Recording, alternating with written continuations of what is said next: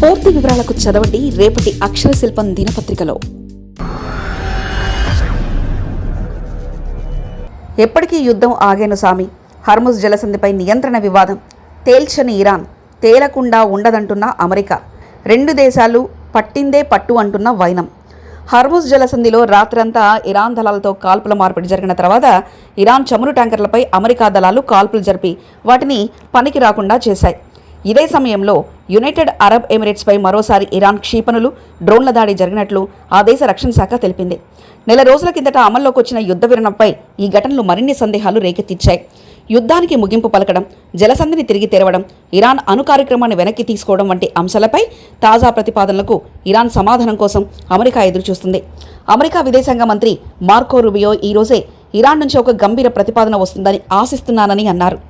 America సైన్యం తెలిపిన వివరాల ప్రకారం తమ నిర్బంధాన్ని జరిపేసేందుకు ప్రయత్నించిన 2 ఇరాన్ ట్యాంకర్లను లక్ష్యంగా చేసుకుని పనికి రాకుండా చేశారు. అంతకుముందు 3 నౌకాదళాలపై జరగబోయే దాడులను అడ్డుకొని జలసంధిలోని ఇరాన్ సైనిక స్థావరాలపై దాడులు చేసినట్లు వెల్లడించారు. ఫిబ్రవరి 28న అమెరికా, ఇజ్రాయెల్ యుద్ధ చర్యలు ప్రారంభించినప్పటి నుండి ఇరాన్ ఈ కీలక జలమార్గాన్ని ఎక్కువగా మూసివేసింది. దీంతో ఇంధన ధరలు ప్రపంచవ్యాప్తంగా పెరిగి మార్కెట్లో ఆందోళన నెలకొంది. దీనికి ప్రతిగా అమెరికా కూడా ఇరాన్ నౌకాశ్రయాలపై నిర్బంధం అమలు చేసింది. యుఏఈ రక్షణ శాఖ తెలిపిన వివరాల ప్రకారం ఇరాన్ ప్రయోగించిన 2 బాలిస్టిక్ క్షిపణులు, 3 డ్రోన్లను వైమానిక రక్షణ వ్యవస్థలు ఎదుర్కొన్నాయి. ఈ ఘటనలో 3 గాయపడ్డారు. అన్ని దాడులను అడ్డుకున్నామా అనే విషయంలో స్పష్టత లేదని పేర్కొన్నారు. అమెరికా సైన్యం విడుదల చేసిన వీడియోలో ట్యాంకర్ల పొగ కప్పిన భాగాలను యుద్ధ విమానం లక్ష్యంగా చేసుకున్న దృశ్యాలు కనిపించాయి. వారంలోనే మరో ట్యాంకర్ దిశా నియంత్రణ భాగాన్ని కూడా యుద్ధ విమానం విధ్వంసం చేసినట్లు వెల్లడించింది. గురువారం రాత్రి 3 నౌకలపై ఇరాన్ దాడులను అడ్డుకున్నామని, ప్రతిగా ఇరాన్ సైనిక స్థావరాలపై దాడి చేశామని తెలిపింది. అమెరికన్లు ముప్పు కలిగిస్తే వారిని పేల్చేస్తారు అనేది రూబియో హెచ్చరించింది. ఇరాన్ విదేశాంగ శాఖ అమెరికా చర్యలను విరమణ ఒప్పందానికి వ్యతిరేకమైన శత్రుత్వ చర్యగా ఖండించింది. ప్రతిసారి దౌత్యపరమైన పరిష్కారానికి చర్చకు వచ్చినప్పుడు అమెరికా సైనిక చర్చకే మొగ్గు చూపుతుందని విదేశాంగ మంత్రి అబ్బాస్ అర్ఘచి ఎక్స్లో వ్యాఖ్యానించారు. ఇరాన్ న్యాయ వ్యవస్థకు అనుబంధ వార్తా సంస్థ తెలిపిన వివరాల ప్రకారం అమెరికా దాడిలో ఒక సరుకు నౌకలో అగ్ని చెలరేగి ఒక నావికుడు మృతి చెందగా మరో 10 మంది గాయపడ్డారు. అమెరికా అధ్యక్షుడు డొనాల్డ్ ట్రంప్ యుద్ధ విరమణ కొనసాగుతుందని పునరుద్ఘాటించారు. జలసంధిని తిరిగి తెరవకపోతే, అణు కార్యక్రమంపై ఒప్పందం కుదరకపోతే మళ్లీ తీవ్ర బాంబు దాడులు చేస్తామని హెచ్చరించారు.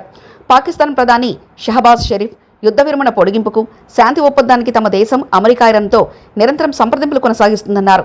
ఉపగ్రహ చిత్రాల ప్రకారం ఇరాన్ ప్రధాన చమురు ఎగుమతి కేంద్రం కార్గు దీవి సమీపంలో సముద్రంలో భారీ చమురు పొర ఏర్పడింది.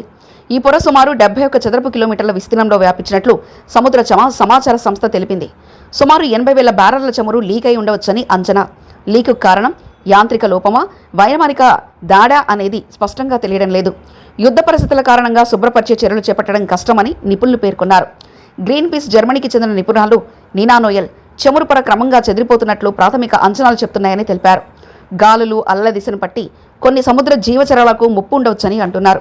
హర్ముజ్ జలసంధి గుండా వెళ్లే నౌకలపై పన్నులు విధించే ప్రత్యేక సంస్థను ఇరాన్ ఏర్పాటు చేసిందన్న వార్తలపై రూబియో తీవ్ర అభ్యంతరం వ్యక్తం చేశారు. అంతర్జాతీయ జలమార్గాన్ని ఇరాన్ నియంత్రించడాన్ని ప్రపంచం అంగీకరిస్తుందని ప్రశ్నించారు.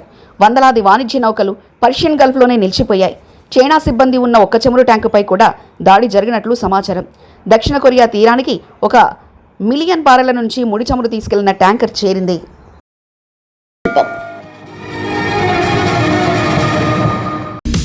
పూర్తి వివరాలకు చదవండి రేపటి అక్షర శిల్పం దినపత్రికలో.